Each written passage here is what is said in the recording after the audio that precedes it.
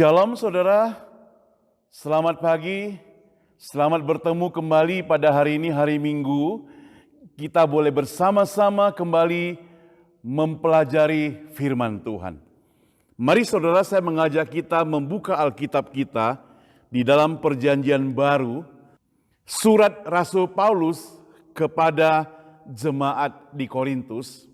Kita akan lihat 1 Korintus pasal 12.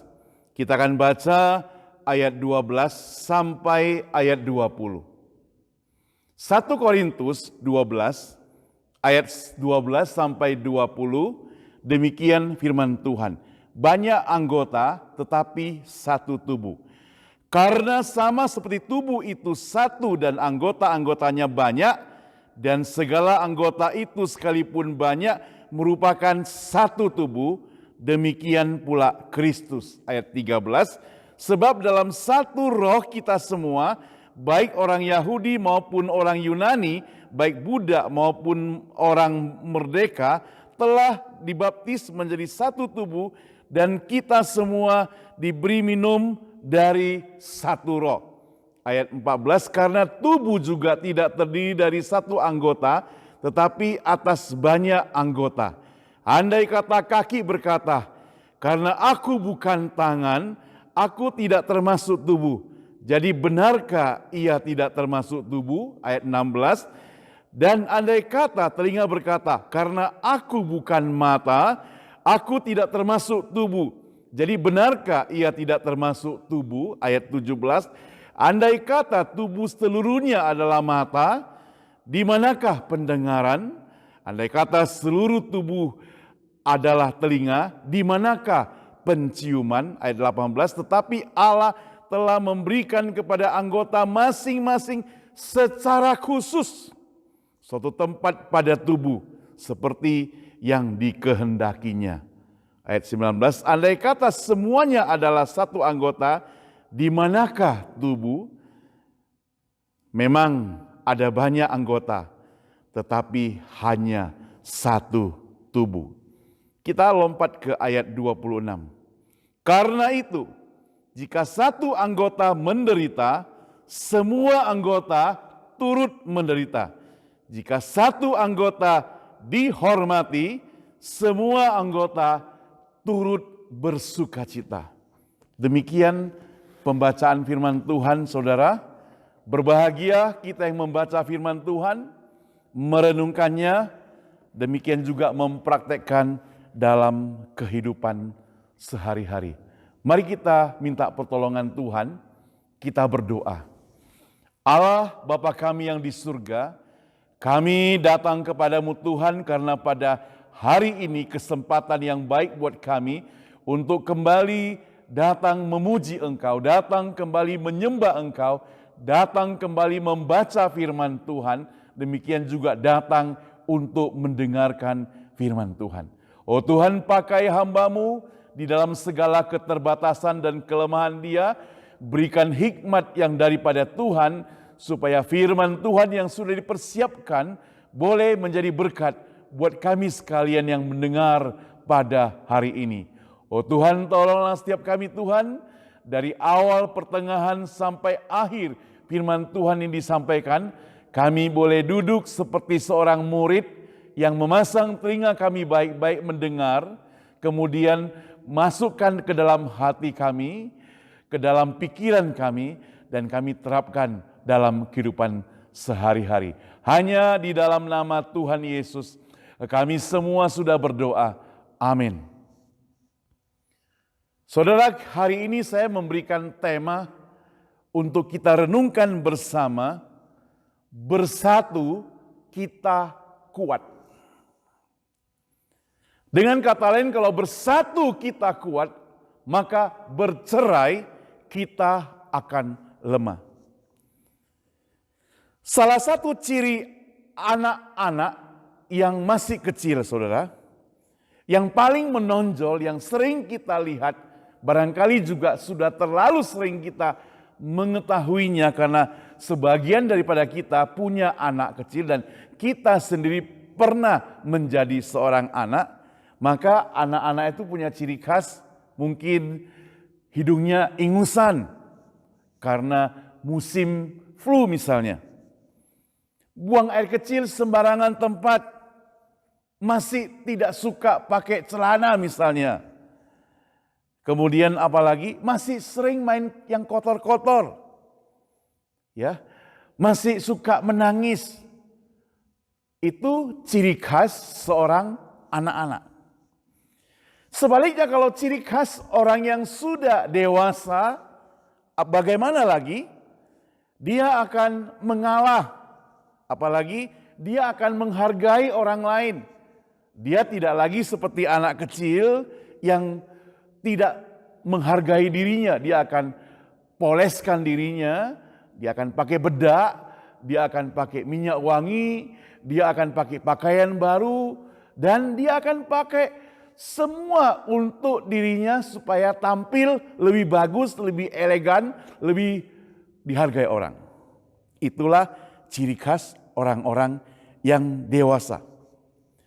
Oleh sebab itu saudara, betapa besarnya nilai harga tubuh kita, dia tahu itu.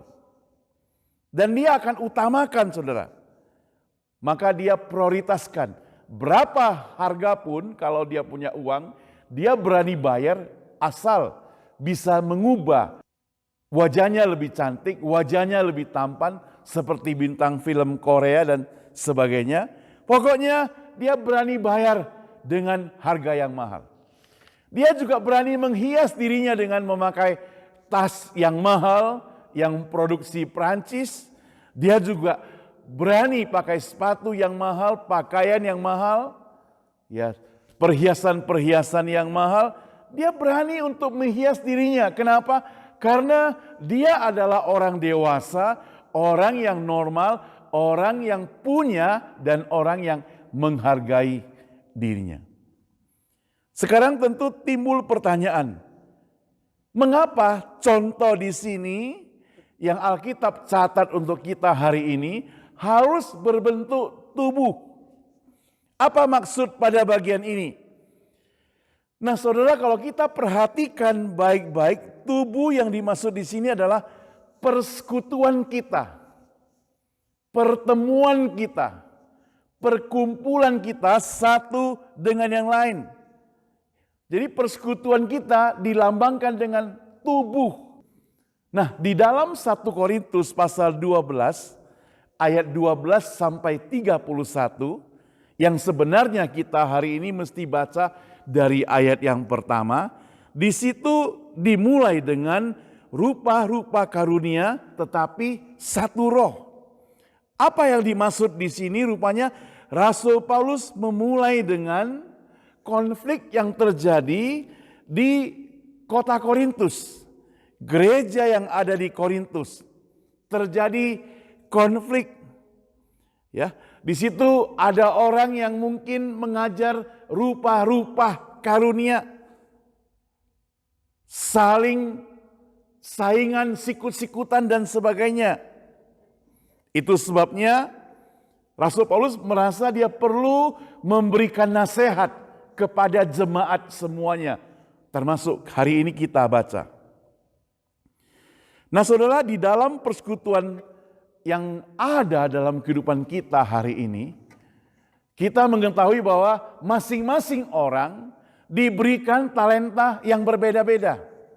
Ada orang yang punya talenta karunia untuk memimpin, ada yang punya karunia untuk berbicara, ada yang punya karunia untuk menyediakan hidangan berupa makanan, ada yang mempunyai karunia untuk melayani orang lain, ada yang punya karunia untuk memperhatikan orang lain juga. Jadi masing-masing itu beda. Ada yang jadi pemimpin, ada yang menjadi orang yang dipimpin. Itu terjadi di dalam persekutuan. Maka supaya persekutuan itu bisa berjalan dengan baik, berjalan dengan lancar, dan di dalamnya ada kesatuan, maka ada 3 hal yang hari ini yang harus kita perhatikan sehubungan dengan apa yang tertulis di dalam 1 Korintus pasal 12 ayat 12 sampai ayat 31 ini. Yang pertama saudara, di dalam kesatuan orang percaya, ya, supaya adanya bersatu tetap kuat, maka pertama itu tentunya harus ada apa? Harus ada kesatuan. Harus ada kesatuan. Ya. Rasul Paulus menjelaskan kepada kita bahwa persekutuan itu seperti tubuh. Di dalam satu tubuh, walaupun terdapat berbagai anggota, misalnya tangan, kaki, ya, kemudian mulut, telinga, mata, semuanya itu termasuk anggota tubuh. Jadi hari ini tangan tidak boleh bilang aku tidak butuh kaki, gak bisa demikian. Kaki tidak katakan aku tidak butuh mata, tidak bisa demikian. Semuanya saling membutuhkan. Ada yang letaknya di atas, ada yang di bawah. Telapak kaki misalnya. Kalau telapak kaki sakit, otomatis kita gak bisa jalan, bukan? Jadi semuanya saling membutuhkan. Semua anggota tubuh kita tidak bisa bilang mereka tidak saling butuhkan. Yang satu dengan yang lain dan sebaliknya sama-sama membutuhkan satu dengan yang lain. Nah, dalam persekutuan kita juga terdiri dari banyak orang. Kalau kita perhatikan di dalam gereja, persekutuan kita terdiri dari banyak orang yang berbeda-beda. Ada yang datang dari Pulau Jawa, ada yang datang dari Pulau Sumatera, ada datang dari Pulau Bangka, Manado, ada pula mungkin datang dari pulau-pulau yang lain yang kita tidak tahu. Belum pernah kita kunjungi misalnya. Tetapi semuanya berkumpul menjadi satu. Belum lagi selain kita latar belakang kita berbeda, pendidikan kita juga berbeda. Selain pendidikan kita berbeda, status di dalam keluarga kita juga berbeda. Ada yang datang sebagai anak sulung, ada yang datang sebagai anak bungsu, ada yang datang sebagai anak tunggal, ada yang datang sebagai misalnya single parents dan sebagainya. Jadi semuanya berbeda. Di dalam keberbedaan itu semuanya sekarang kumpul jadi satu. Masing-masing sudah punya pengalaman, masing-masing punya latar belakang yang berbeda, masing-masing punya pendidikan. Artinya apa? Artinya semua orang tentunya secara manusia menganggap dirinya itu saya bisa. Saya sudah punya pengalaman, saya sudah pintar, saya lebih hebat. Dan semua orang secara manusia pengen seperti itu. Nah saudara, waktu saya kuliah di seminari, kita itu dalam satu kamar, kadang terdiri dari 3 orang, kadang bisa terdiri dari 2 orang. Masing-masing latar belakangnya berbeda-beda. Saya dari Medan, yang konon ceritanya kalau ngomong suaranya besar. Kalau teman saya dari Makassar, dia juga suaranya besar dan tambah lagi, maafkan, ini hanya seluruh kasar katanya. Ada teman lain dari Jawa, mereka lebih halus. Jadi cara latar belakang semua berbeda-beda. Sekarang kita kumpul jadi satu. Kita bersama-sama ada di dalam satu kamar. Ada teman yang suka kalau tidurnya itu dengar musik. Ada teman yang kalau tidurnya harus sepi. Ada teman yang tidurnya harus semua mati lampu. Gak bisa ada sedikit pun terang, dia bisa bangun. Ada teman yang kalau kita buka pintu trek begitu saja, dia sudah terbangun. Ada teman yang kalau kita goyang sedikit saja, dia sudah terbangun. Jadi bayangkan kalau misalnya tempat tidur kita susun, satu yang tinggal tidur di bawah, satu tidur di atas. salah seorang yang tidurnya kurang nyenyak, maka teman yang lain bisa terbangun. Jadi di dalam latar belakang yang berbeda seperti begini, saudara, kumpul jadi satu. Bagaimana caranya supaya tetap bisa damai, tetap bisa bersatu bersama-sama? Itu perlu adanya kasih. Buah-buah roh harus dibentuk, dicerminkan dalam hidup kita. Harus dipraktekkan dalam kehidupan kita. Itu tantangan yang sangat besar. Ya, tantangan yang sangat besar. Harus sabar, harus lebih rendah hati, harus punya kekuasaan diri, menguasai diri, ya, dan hanya harus lemah lembut, dan banyak lagi. Ada 9 itu yang semuanya harus kita terapkan dalam kehidupan kita yang disebut dengan buah roh. Itulah menjadikan kita bisa bersatu. Kalau semuanya saling memperhatikan seperti demikian. Masing-masing berbeda, tapi kita perlu bersatu.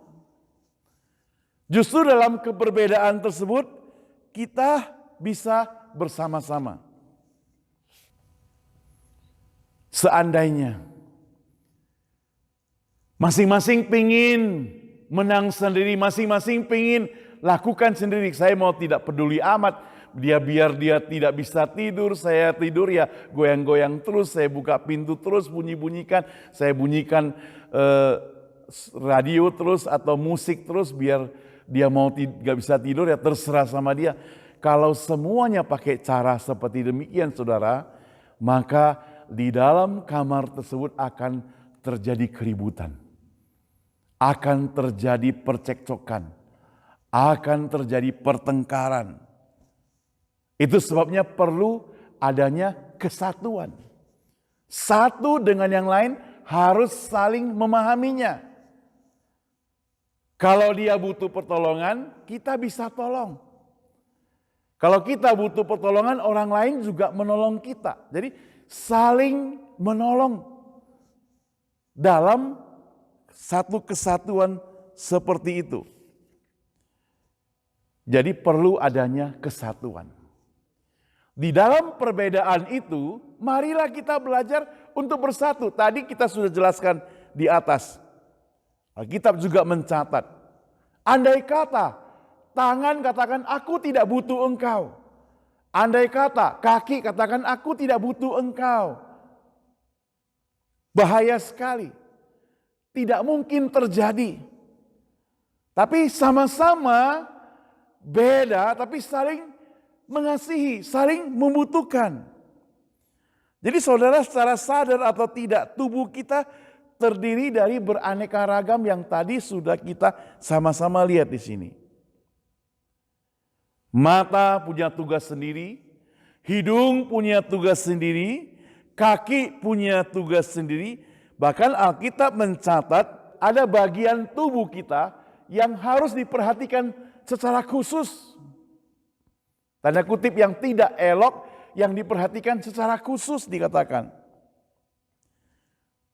Diberi pakaian misalnya. Itu sebabnya saudara, keanekaragaman tubuh sekali-sekali bukan untuk bersaing. Ada maksudnya semuanya itu diberikan.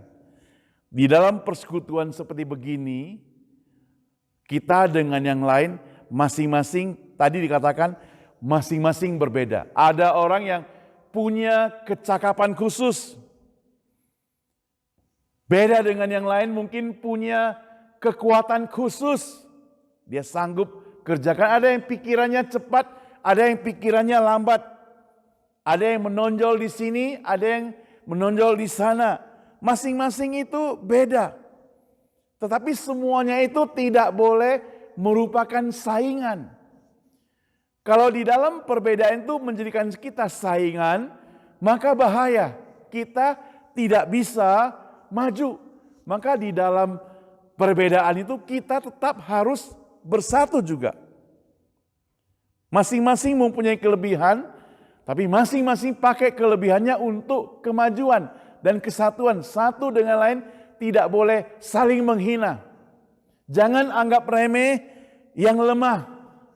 Bahkan yang lemah itu bisa lebih kuat daripada yang merasa kuat, saudara. Sebuah rantai, saudara, kekuatan sebuah rantai itu terletak kepada mata rantai yang paling lemah. Kalau mata rantai yang paling lemah itu copot, maka semuanya itu akan terputus. Maka rantainya akan terputus. Artinya apa, saudara? Artinya mata rantai yang paling lemah yang menentukan kekuatan rantai tersebut. Dalam kehidupan kita juga demikian. Kehidupan kita itu akan menjadi kuat, kehidupan kita akan menjadi solid, tergantung kepada diri kita yang paling lemah. Kalau yang paling lemah itu kita sanggup pelihara, maka akan kuat. Dalam persekutuan juga demikian. Kalau kita lihat ada saudara kita yang lemah, ada yang kurang, kita mesti perhatikan secara khusus pula kepada dia. Jangan pernah ada yang iri, jangan pernah ada yang marah, karena dia lebih diperhatikan. Kan memang dia perlu lebih diperhatikan, karena dengan memperhatikan lemah, kita memperkuat persekutuan kita. Inilah yang perlu kita perhatikan. Yang ketiga, selain kita adanya kesatuan, selain kita adanya keberbedaan, keanekaragaman, satu hal lagi kita juga perlu adanya kedewasaan. Nah, saudara, seorang yang bernama Jonathan Swift, seorang pengarang buku sindiran, dia mengatakan demikian, kita itu punya banyak agama, tetapi semuanya membuat kita saling membenci, bukan membuat kita saling mengasihi. Kenapa? Karena bersaing, tanda kutip. Nah, saudara, kepandaian karunia apapun yang kita miliki tidak ada gunanya kalau tidak kita praktekkan semuanya itu dalam kasih, saudara. Bukti kedewasaan di dalam kehidupan orang beragama, khususnya orang yang percaya kepada Tuhan Yesus, adalah kasih yang bertumbuh dalam hidupnya. Jadi itu bukti kedewasaan dari orang tersebut. Jiwanya sangat mengasihi orang lain. Jiwanya tidak menyimpan rasa benci kepada orang lain. Jiwanya penuh pengampunan terhadap orang lain. Jiwanya itu sama seperti jiwa Kristus yang senantiasa mau datang kepada orang-orang yang dikesampingkan, yang tidak diperhatikan.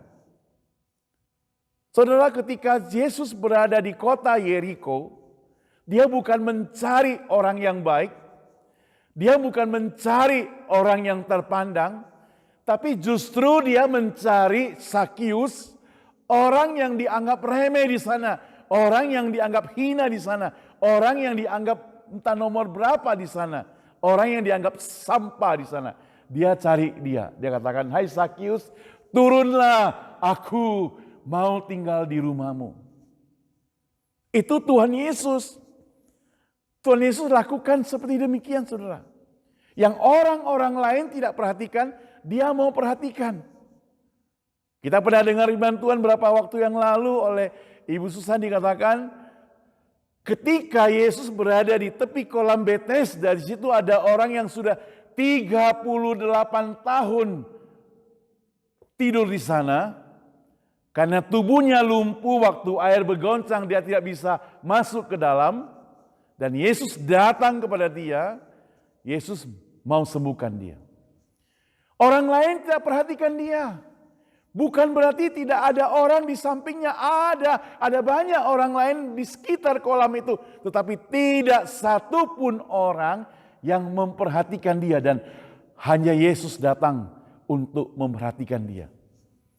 Ini bentuk kedewasaan yang perlu kita praktekkan sebagai orang percaya.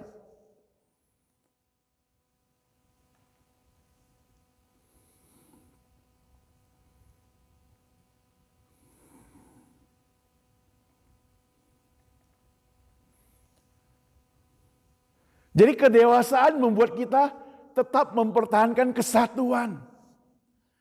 Kedewasaan membuat kita mau berjuang dengan satu kesatuan, tidak berjuang sendiri-sendiri. Tidak melakukan banyak hal yang hanya untuk kepentingan diri sendiri. Bagaimana ciri khas orang yang dewasa?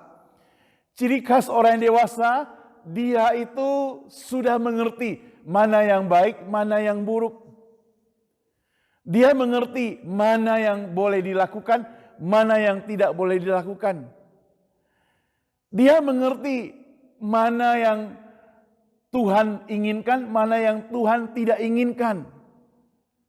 Jadi orang yang dewasa dalam Tuhan tentunya jiwanya itu jiwa pengampunan. Jiwanya itu penuh kasih. Jiwanya itu rendah hati. Jiwanya itu tidak mencari kesalahan orang. Itu orang yang dewasa. Jikalau hari ini engkau sebagai orang percaya tidak lulus memiliki jiwa sebagai orang yang dewasa, maka engkau akan disebut sebagai orang Kristen yang masih kanak-kanak, masih bayi. Yang Alkitab katakan hanya boleh makan minum minuman yang halus, yang encer, susu, belum makanan keras. Jadi dengarkan firman Tuhan hanya Tuhan mengasihimu, Tuhan mengampunimu, Tuhan memberkatimu. Tapi kalau orang Kristen yang dewasa, dia sudah mendengar firman Tuhan, pergilah, jadikan semua bangsa muridku, ampunilah dia, berikan yang terbaik, lakukan yang terbaik. Itu orang Kristen yang dewasa, menjalankan firman Tuhannya sudah tingkat yang lebih tinggi.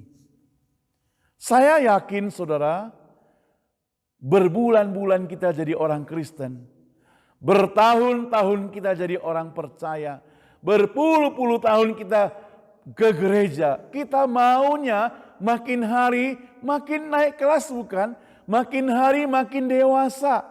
Nah, belajarlah menjadi orang yang dewasa kalau kita mau jadi orang Kristen yang dewasa. Ada kesatuan. Kalau terjadi perpecahan, kita tidak suka. Karena kita tahu kesatuan itu yang kuat.